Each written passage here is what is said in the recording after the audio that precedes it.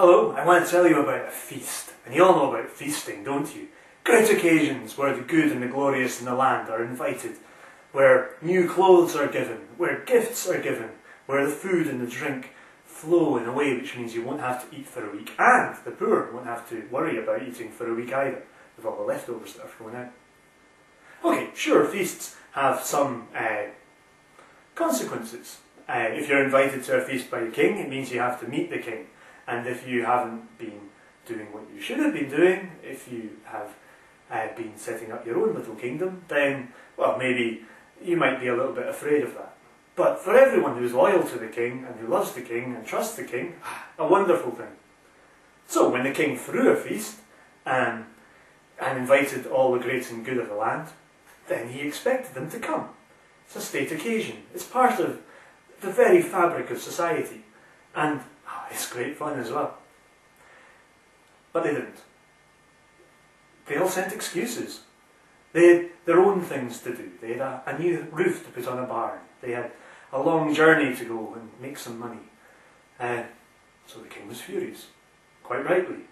I mean, he'd got the clothes to give to them ready. He'd got the food ready. He'd got the wine ready. This feast was prepared for them. And well, he was a loving king, and he knew that they'd be messing around and building up their own kingdoms anyway.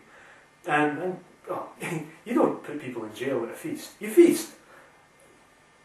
And then hopefully they will in turn learn to love you. He was a good king. But yeah, they'd not come.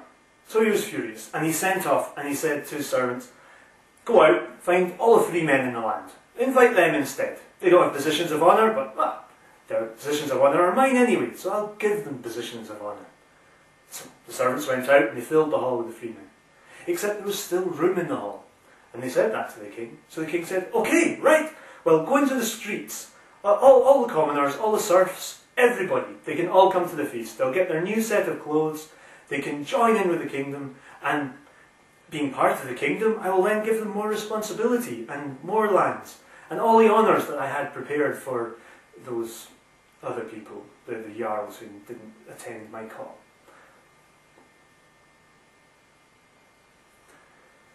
So they did.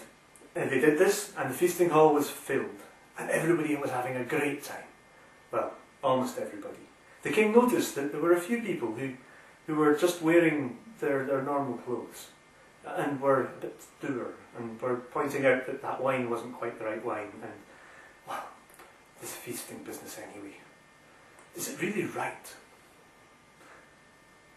So the king summoned them to his table and said, "Okay, you don't want to be part of this feast, you don't want to wear the clothes that I put out for you, you don't want to join in and enjoy the beautiful things I've created, but fair enough. You're not prepared to become part of the feast. You can go." And he banished them, and he sent them out into the dark, where the wind blows, the wind howls, and the ice forms in your ears. So, that is the story of a feast. Think of it what you will.